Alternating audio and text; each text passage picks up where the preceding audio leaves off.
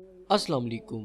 Nasal polyps हमारे नाक में बनने वाली आउटग्रोथ्स होती हैं जो बाज़ औक़ात ज़्यादा ग्रोथ करने पर हमारी नेज़ल पैसेज को ब्लॉक कर देती हैं, जिससे फिर नाक के ज़रिए हमें सांस लेने में दुश्वारी होती है।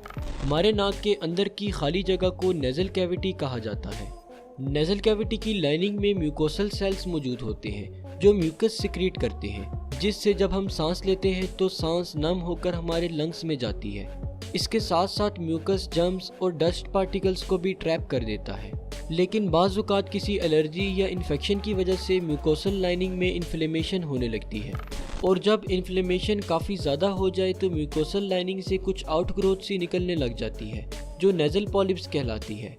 जब तक ये पॉलिप्स छोटे होते हैं तो कोई सिम्टम्स ज़ाहिर नहीं होते, क्योंकि इस दौरान ये सांस को अंदर लेने में कोई रुकावट पैदा नहीं करते। मगर जब इनकी ग्रोथ काफ़ी ज़्यादा हो जाए तो ये सांस में रुकावट पैदा करती हैं। इसीलिए इन नेज़ल पॉलिप्स को ट्रीट करना बहुत ज़रूरी है। नेज़ल पॉलिप्स को ट्रीट करने के लिए या तो मेडिकेशंस दी जाती हैं। इन मेडिकेशंस में ज़्यादातर स्टेरॉइड्स शामिल होते हैं जिनके इस्तेमाल से पॉलिप्स सिकुड़ जाते हैं।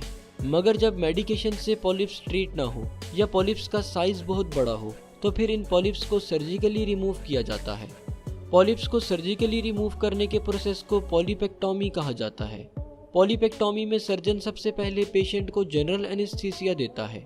इसके बाद सर्जन एक ट्यूब नाक के अंदर भेजता है जिसकी नोक पर कैमरा और सर्जिकल ब्लेड लगा होता है, और फिर सर्जन कैमरा की मदद से पॉलिप्स को देखते हुए ब्लेड से काट कर रिमूव करता जाता है।